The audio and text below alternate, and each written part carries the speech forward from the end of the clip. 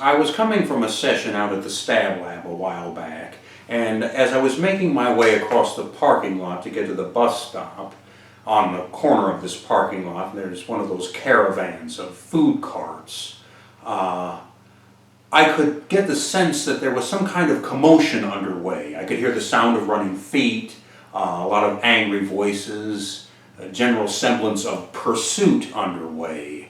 I could even hear a few sirens in the background.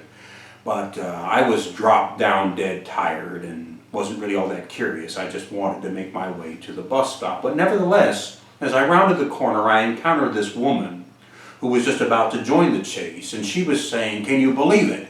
Can you believe that they would actually do something like that?" Well, I said to her, "Well, what is it that's happened? What's going on here?"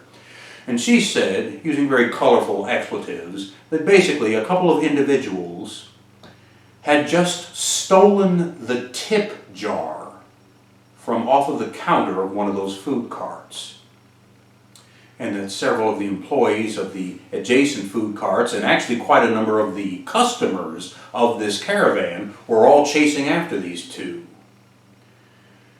I stared back at her, and once I could actually wrap my mind around doing such a thing, committing such an action, I said to her,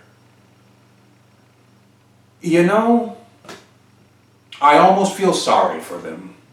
I almost feel sorry for them because when you do something like that, you invite the worst possible kind of karma down upon yourself."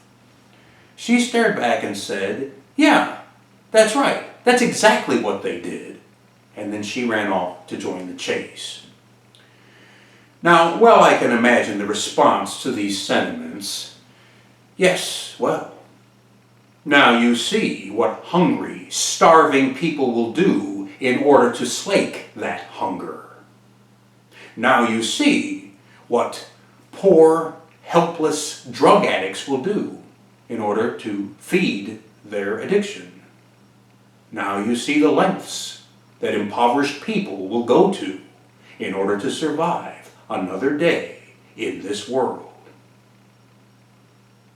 Yes, I understand all of the rationalizations, but inasmuch as they are rationalizations, perhaps that is why, even though I comprehend them, I cannot accept them.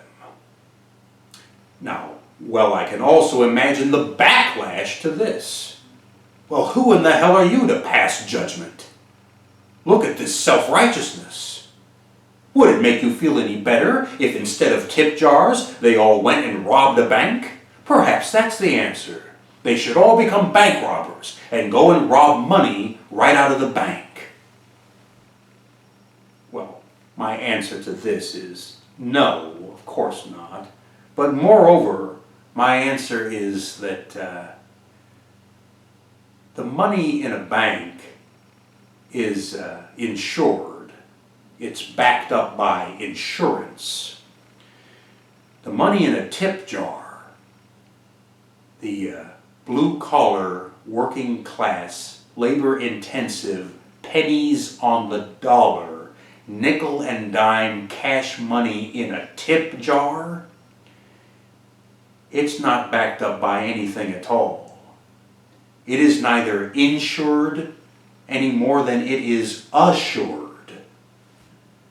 The money in a tip jar is backed up by nothing at all. Nothing except for incredibly hard work.